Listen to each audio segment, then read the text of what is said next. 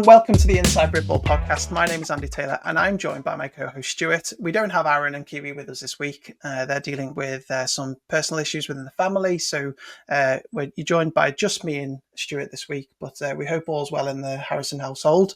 But we do bring you a special guest for the podcast, which, if you're looking on the video, you can see right here. Jason Scott has joined us, the GB men's head coach, building up to the two games that are happening this week, this month, in the next couple of weeks. So delighted to have you on, Jason. We'll get into all the details in a little while, but how are you getting on?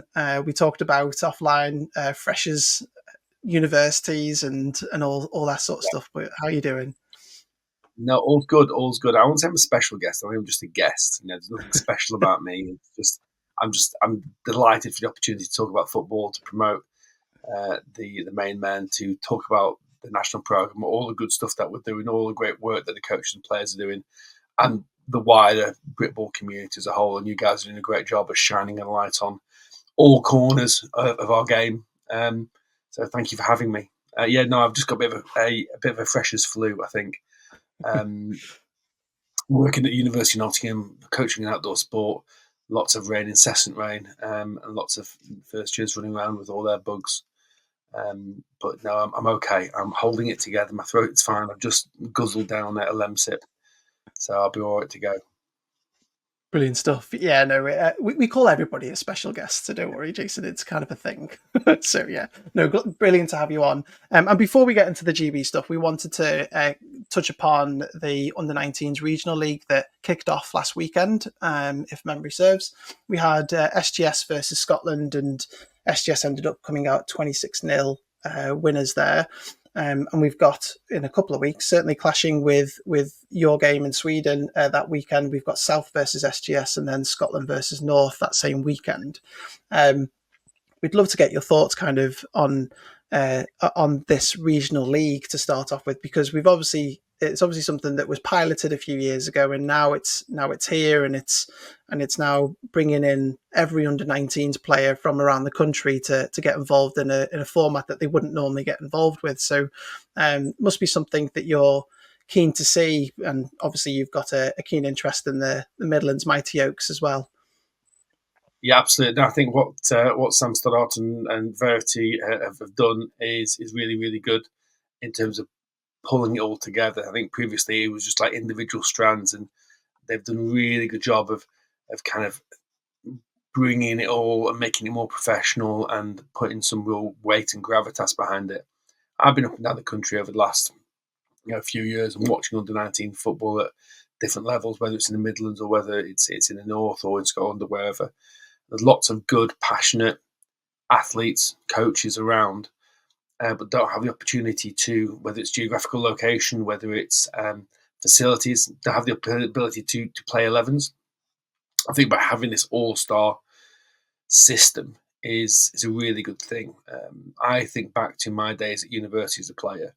Some of my favourite opportunities to play was in the university all-star game, where you get to meet people who you bang heads with on Sundays on the regular, and then you come together and find out that you're not too dissimilar after all. And I've still got lots of friends who I competed against back then, who I'm still in touch with now. And I think this all-star thing, particularly for those under-19 athletes who are growing the game, who are going to be the future of our game, it's really good for them to be part of something bigger than their club teams. It's not going to replace the clubs. It's not going to replace under-19s or under-17s or any sort of national programme. It's a good thing to accentuate their offer and their opportunities to grow as athletes and as individuals as well.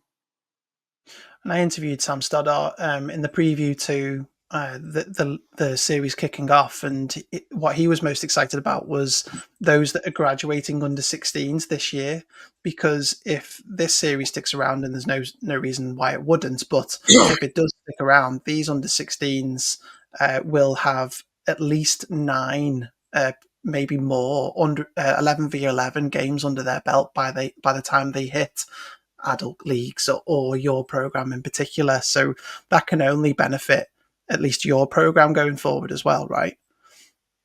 Yeah, I mean, it benefits every single aspect of British American football. It develops, it benefits the local teams because their players and coaches are going to go away to an all-star camp essentially, and they're going to come back as better players and better coaches, we like to think. It allows players to push themselves and challenge themselves, and also prepares them for that next step, whether it's GB level competition, whether it's university competition. We need to do a really good job of challenging and developing our young athletes and coaches for that matter. And to do it in this environment, looking at the coaches around the league, some very good coaches involved, and it's just a really, really good thing. I don't see any negatives. I think when we look back at it and kind of review the processes, I think there's going to be some things where we can perhaps work and develop a little bit more. But I know how hard Verity and Sam have worked on this project, and it's great to see that finally the fruits of their labour is now coming out. And it's a great game last week between Filton and Scotland, and I know next week and next few weeks there's going to be more games, and they'll be really exciting. They'll be hopefully around for the Midlands games. I'm about to change some of the scheduling because of availability of coaches and players, but yeah, it's an exciting thing. It's just a win-win-win. And again, it's all about what we should be doing in British American football is developing the sport, developing the athlete, developing the coach. Yeah, so it Presumably, sort of widens that. It sort of widens that bottom of the participation pyramid, doesn't it? And that only then feeds up sort of higher up into the top echelons, the sort of the elite performance, shall we say. So yeah, it just sort of benefits the wider game from all sorts of aspects, as you say, players, coaches. We won't call them administrators, will we? We'll call them general managers. Yeah. It's a bugbear of Aaron, so we'll get it in while he's not here. But yeah, it just develops that growth mindset that we need in our sport, and helps develop the skills and hone in the skills, providing people work together. That is, to make sure that we continue to develop the sport going forward. Absolutely, 100%. Yeah, and it's the first year of the process, and it's been, from what I can see, I was kind of around the Midlands practice last week, kind of dovetailing with the national programme, and what I saw was lots of really talented athletes there, lots of really driven, passionate coaches, and when those two things meet, it can only be a positive thing for both the people involved directly and the sport as a whole.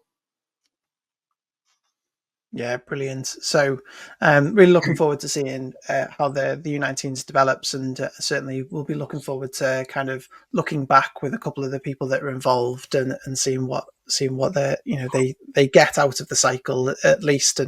But let's talk about GB. That's what we brought you on to talk about mainly. So let's get into that. So, kind of want to start on a real positive. We got the notification as we were monitoring it inside Britball of the Kickstarter campaign being reaching its target and being a success. Great to see that there's been quite a lot of backers in that campaign, which is, it's a risky business, isn't it? Sticking your neck out, setting a target, go big or go home effectively with that. But certainly a huge success and something that's hopefully sets up the program nicely going into these two games. So congratulations on that. But give us your thoughts Thank you. on what must have been stressful. Yeah, what we wanted to do is we didn't want to just set up a GoFundMe. We wanted to do something else a little bit different to reward people who wanted to support and be part of the program.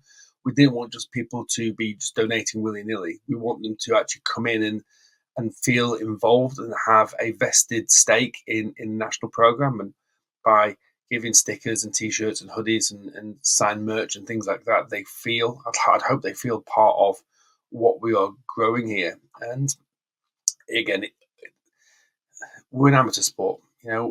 As much as we'd all love to be paid and subsidised for the hard work we put in, it's not possible. So what we want to do is want to try and reduce the burden on the players as much as possible. We want to try and make the event more of an event rather than just a game.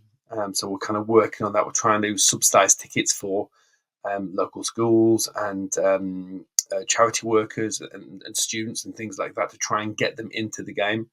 It's an expensive game. The two back-to-back games in two games in 6 days, it's going to cost the best part of 30 grand ultimately. When you look at the stream and the officials and the transport and the hotels and this, that, and the other, it's an expensive business. And unfortunately, a lot of that is given towards the coaches and players to facilitate that burden.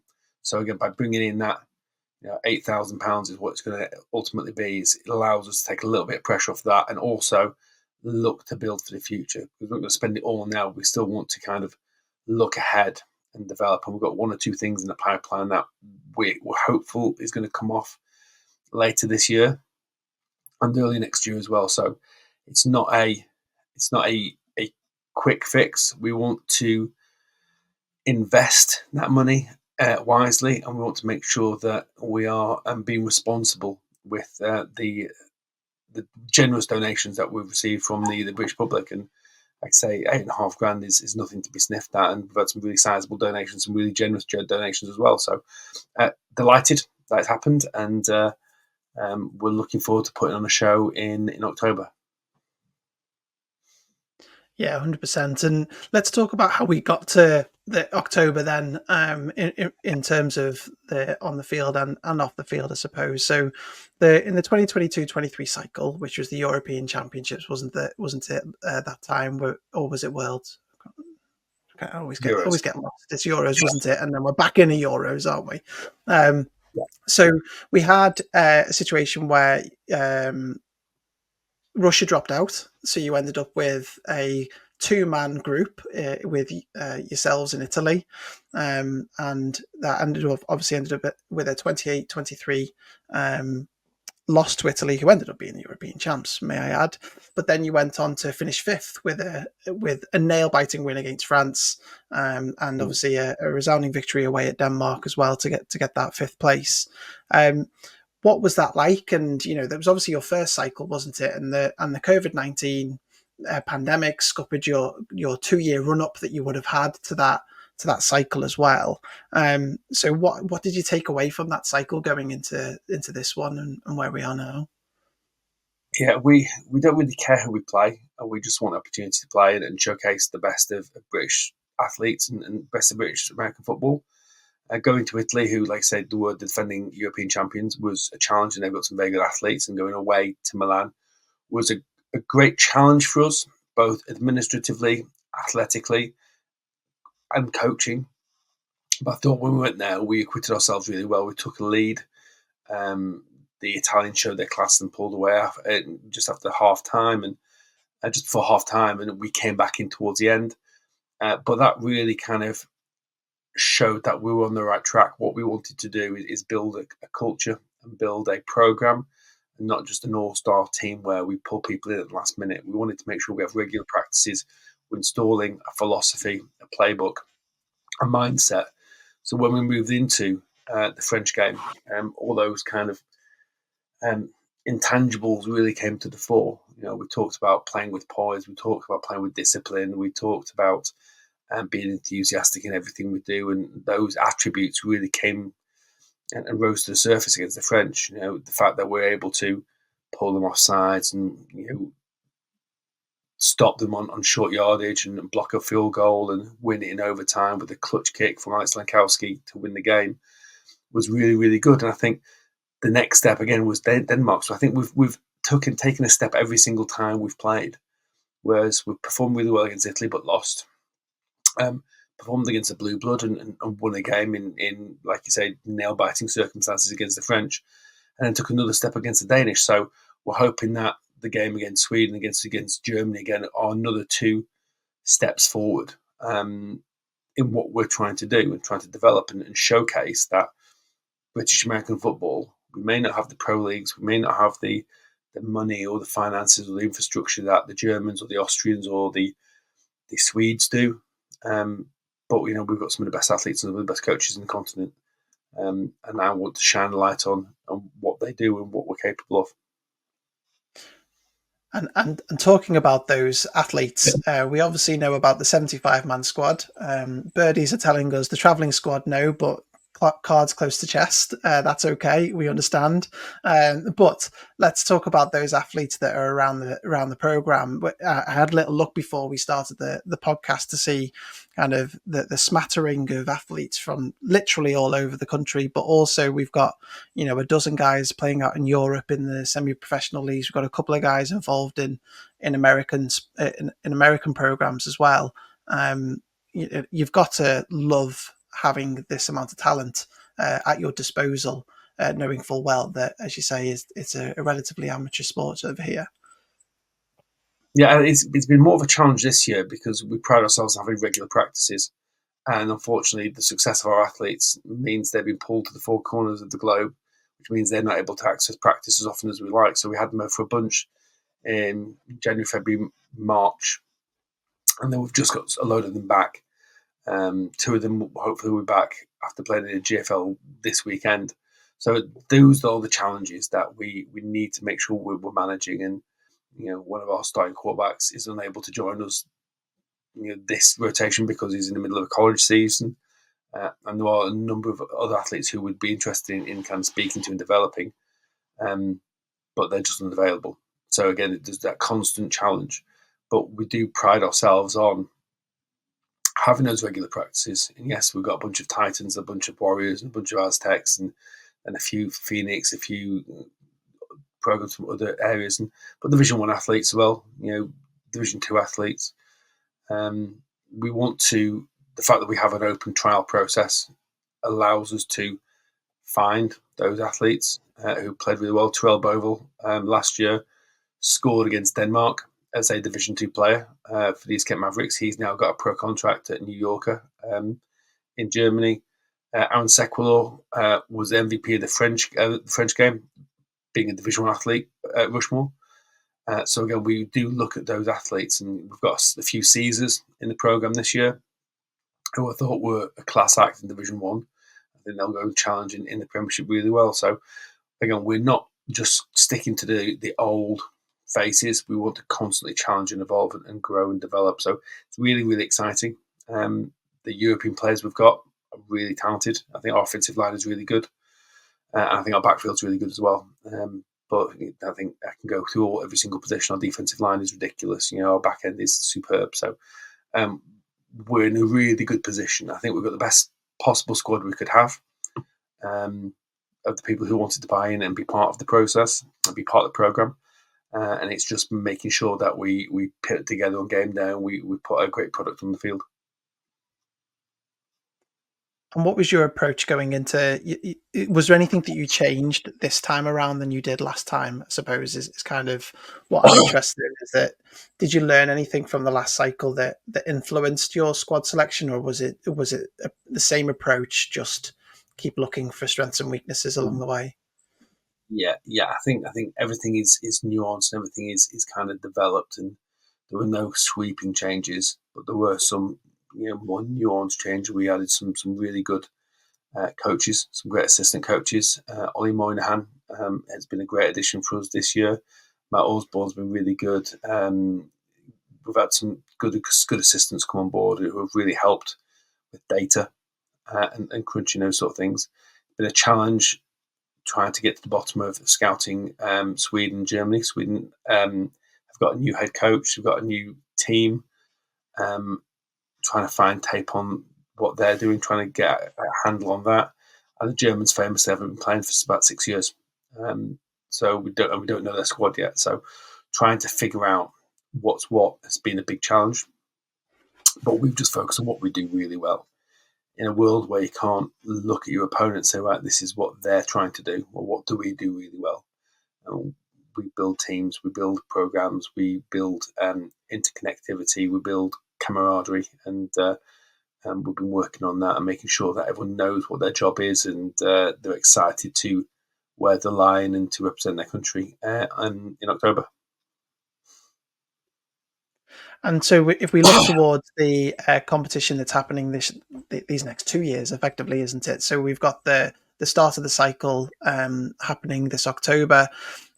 So for those who aren't aware, we're in a group with Sweden and Germany, right? Yeah, So we, if I remember correctly, because I was on the call at the time, if you may remember, Jason, was that we had, I think it was snaked in rank, wasn't it? So we had Sweden as 4, so then it snaked round to 5, which is us, and then we snaked back round to 12, which unfortunately for us is the unranked Germans because they haven't been in IFAF competition since then. So we then look towards obviously the results of those round robins, and then we go on to a placed bracket next year.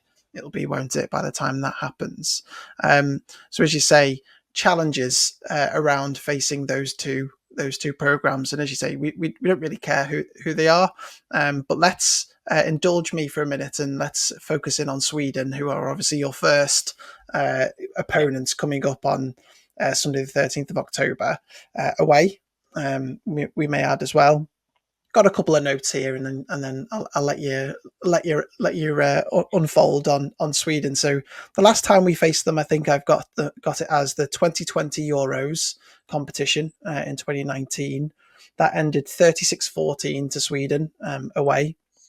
Uh, the best that I can get together, it looks like we are 0-3 against them all time, but don't quote me on that. Getting IFAF information is close to impossible. And looking at their campaign last year, they finished 4th, losing to Italy in the bronze medal game last year, is how I have it. So, an interesting one to start off with for this cycle, right? yeah, absolutely. I mean, I think Swedes are they're not finished outside the top 4 in the past 15, 16 years, and they've won European Championships, been in European finals. Italy, when we played them, um, 2022, they'd just beaten Sweden for the European Championship. So Sweden were there or thereabouts, certainly. And we anticipate a really tough game. They've got a very good domestic league, and they've got players all over the ELF and the GFL. So we know that their product will be really, really good. I think, if memory serves, I think I've been part of the GB staff that did beat Sweden back in maybe 2008 in the Tri Okay. Nations tournament at Loughborough, where we played Australia and Sweden. I think we lost to Australia but beat Sweden um, in a Tri Nations thing. I kind of in the depths of my mind somewhere, but it's been tough sledding against them. A lot of the Scandinavian nations are really, really good at football. The Finnish and the Swedes are constantly in that top group, and we want to kind of break into that top group. So we have got the apocryphal group of death, by playing a team who's 4th, and the team who's just coming back into it. But it would have been easy for us to kind of look at the results last summer and go, well, if we lost the game, at least we don't get to play Germans or Sweden. Look, the way I see it is you need to play the best to win championships and to win gold. And I'm not certainly going to shy away from any competition. And if we play Sweden now, we play them in Group A. We play Germany now, play them in Group A. It's just a testing ground. So all being well, we beat Sweden, we beat Germany, and then we'll be playing like Finland, Italy again, Austria in Pool A next year. And when it comes to battling Sweden, where do you think that where do you think the test is with regards to Sweden on the field? Where are you seeing the game is either won or lost, or where you think there might be some interesting battles? Although I'm sure you're looking from it from a holistic approach. What should Yeah, fans look out for when they watch the game? it'll be really interesting to see what they do. Like I said, Sweden have just added a new coach, and they've just been in camp, and they've been working hard on developing what they're building. I see a lot of comparisons to where Sweden are now to where we were 2 years ago, in that they've got a new young coach. They're trying to put together something on the field and develop a program. Um, I think that, again, it's cliche to say, isn't it? But it's going to be winning a lot in the trenches. I think we've got a really good defensive front, a really exciting defensive front, and across the board will be hard to move the ball on. We are missing a couple of linebackers, but if we get a good push up front, that'd be really good. And I think, again, our offensive line is something really special. So it's a cliche to say if we won the ball well. Football's two things: it's blocking and tackling. If we block better and we tackle better, then we're going to win the game. Everything else is just showboating. So yeah, I feel good. A lot of the players who've been with the program for a while now have been the previous iterations of the squad have said, whenever they play Sweden, it's like, they know it's challenged, they know it's a battle, and that's what we've been planning for. So we're not complacent, we're not going into it with our eyes closed. Our eyes are wide open. We know what the challenge is going to be, and we're just trying to plan for every eventuality. And now every wide receiver in DB turns off the pod because they're just showboaters.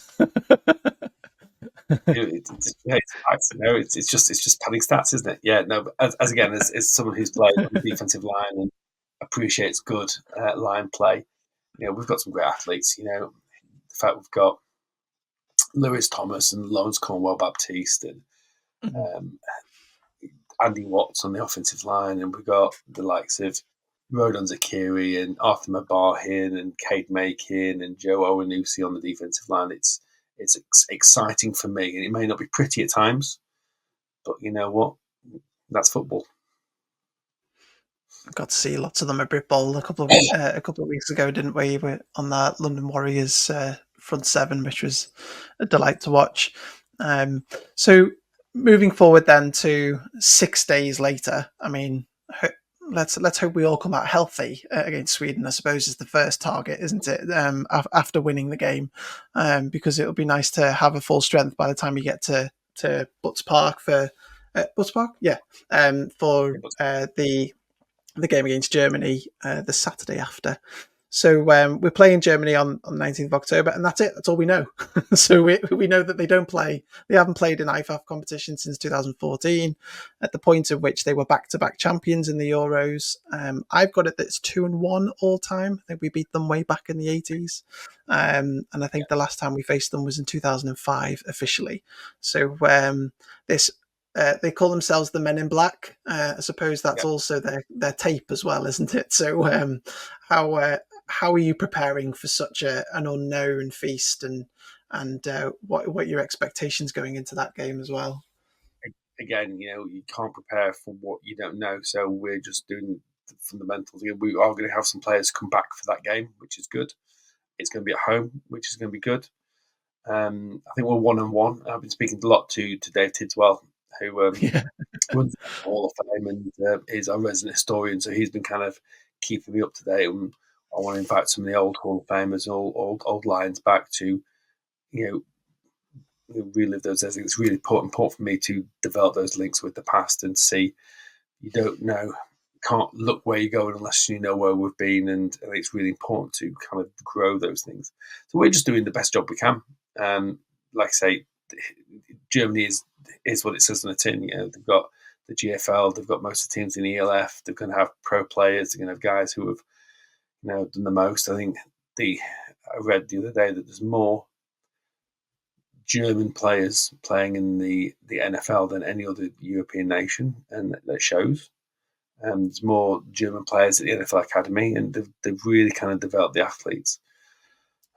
But it should be noted that some of the best players in the ELF and the GFL this year are British. So we just need to continue to grow and develop and really push our strengths and make them think. And our strength is our teamwork and how well we play together and how we know each other and that connectivity.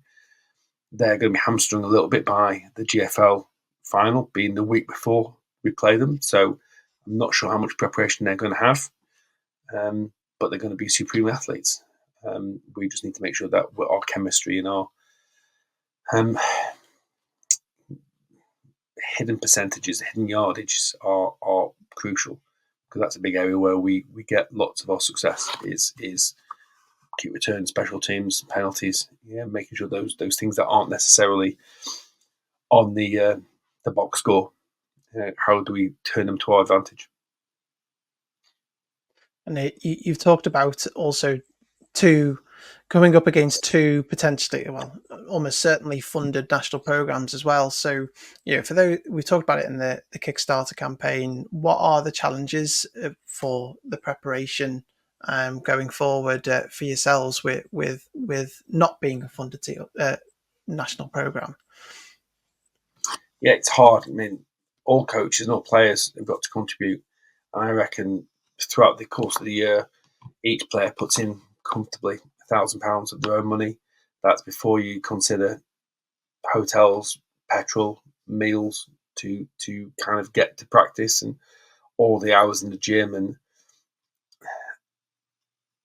what you do in the dark will show up in the light, and in a positive way. That we want to make sure that all the investment of their time and effort, and it is an investment. We don't believe in sacrifice.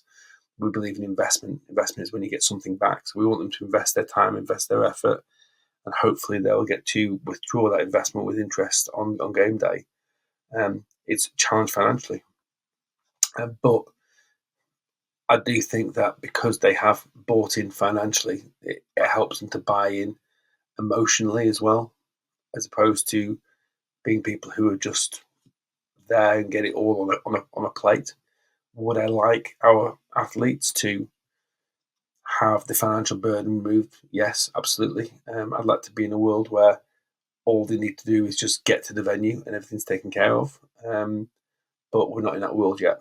And again, part of the Kickstarter, part of this new way of looking at things and trying to work with sponsors is trying to find unique ways of funding our sport that reduces the burden, that allows our players to perform at a high level. And people will talk about this £250,000 money from Sport England.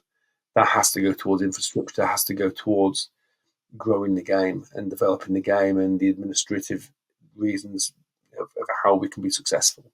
And hopefully, if we invest that well, and I've got a lot of faith in Chad and the board, that gets invested well, and it will reduce the burden down the road. So we are fighting a good fight.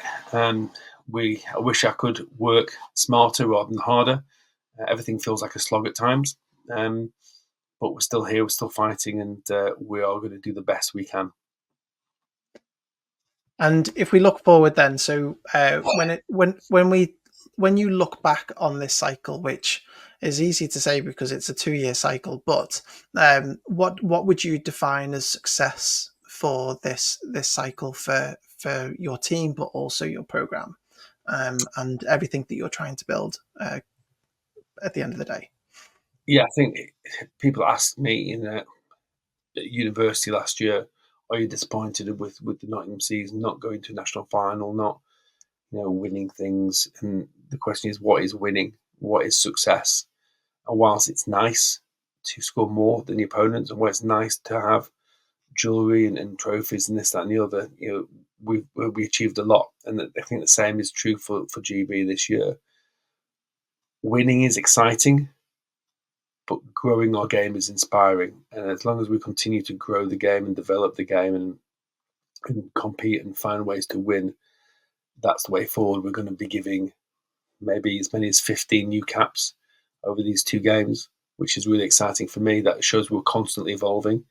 I think the turnover from the Milan game to the Sweden game is maybe 50% of the team, that we are continually looking to evolve and grow and get young. We've dropped the average age of the program to like 24 years and 6 months. So we are trying to really push the youth and develop and grow that side. Would I like to win both games? Absolutely. Do I think we have the ability to win both games? Absolutely. Would I be disappointed if we didn't win both games? Yes, I would. But sometimes you need to take a step back and go, okay, what have we achieved this year? What have we been able to do?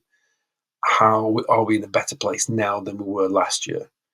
I think overwhelmingly, as I sit here now, before the 2 games, I think we're in a better place in terms of organisation and planning and preparation and all the off-field things in terms of the ability of the athletes, the ability of the coaches, the infrastructure. We're in a really good place than we were maybe before the Denmark trip, because by now we'd already played the French game. So we've already won because the processes have been in place every step along the way. And then again, as soon as this process ends, the rotation finishes, then we're looking ahead to the future and developing, and we've got some irons in fires, and we want to continue to grow and develop our younger half of our roster, maybe the least experienced part of our roster, where some guys who are not quite international standard yet, or may make the travelling squad but might not play much. We will need to grow and develop those players as well. So lots of interesting things and exciting things, but I think we've already won because of how we've prepared.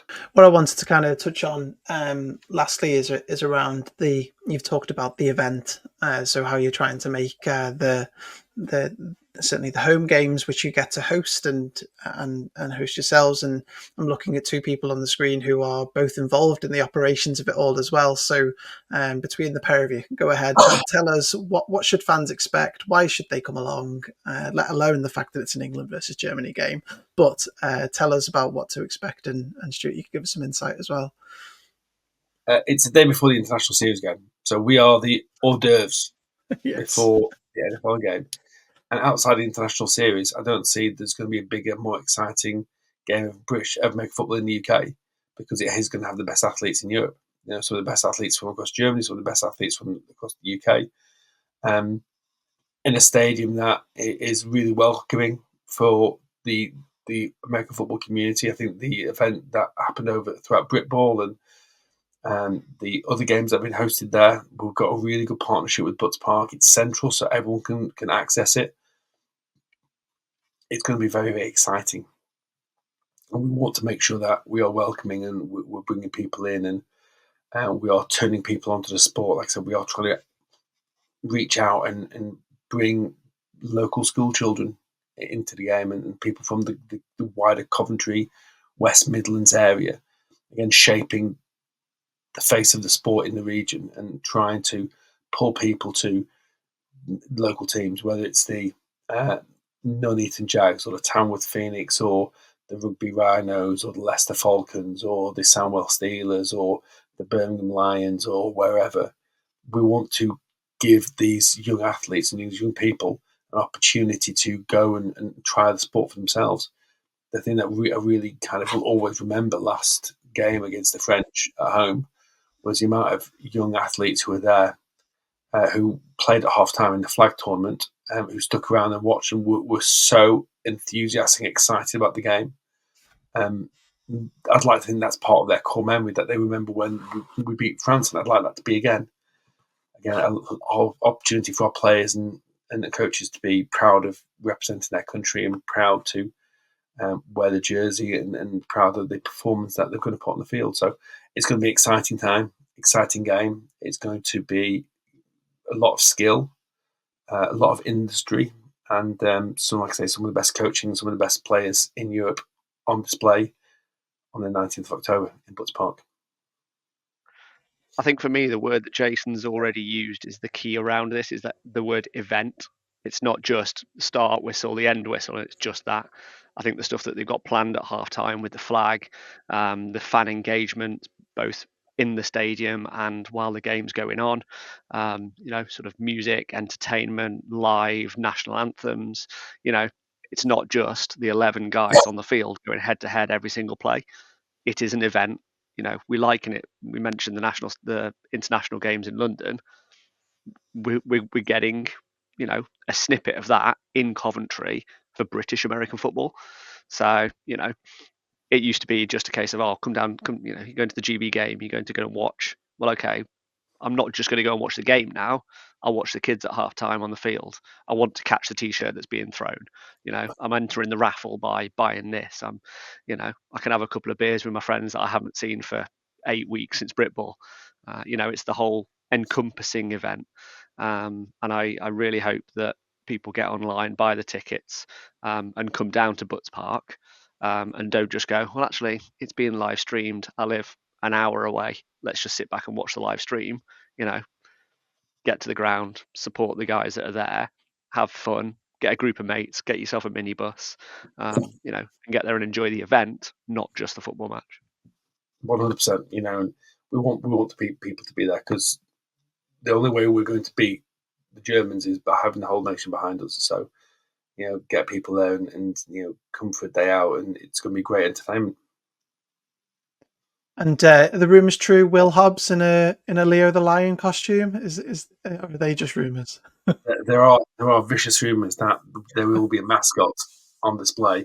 There are vicious rumours that it would be one of the all-time greats in that. I mean, who better to be dancing around as a mascot than Will Hobbs?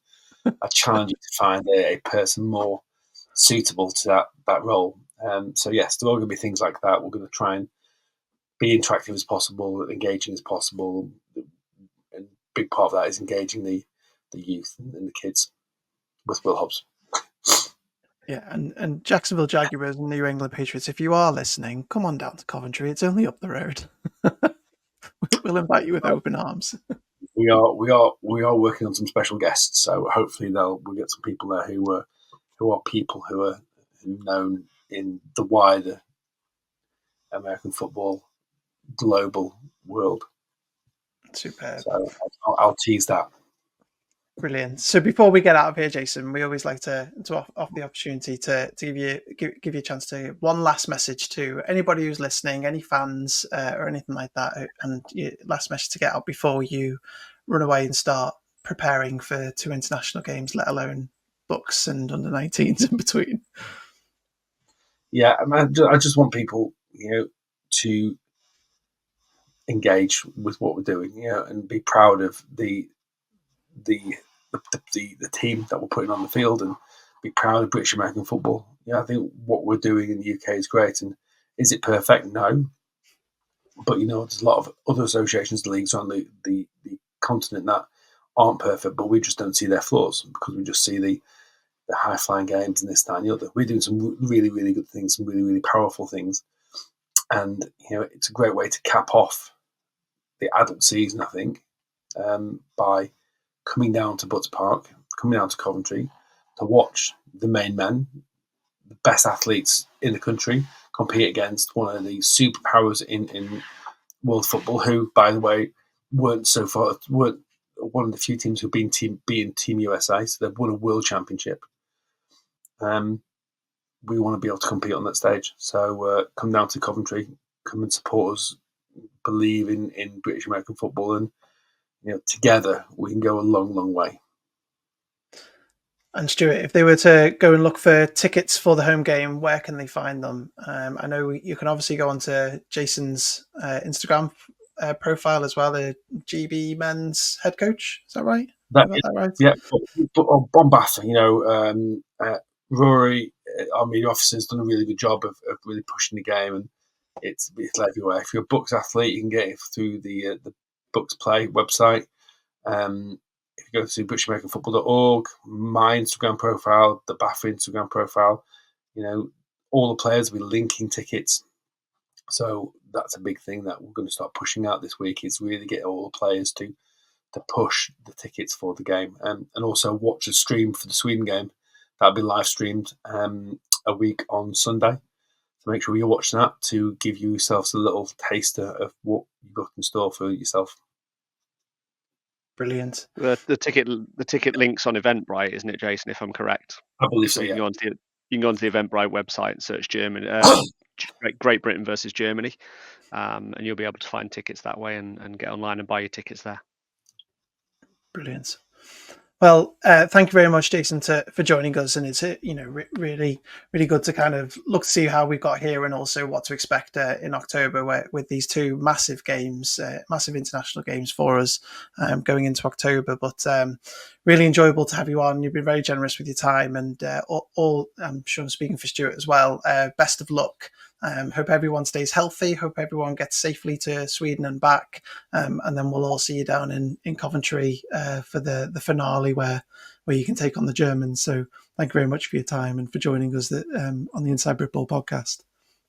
Thanks for having me. It's been a pleasure. Thank you.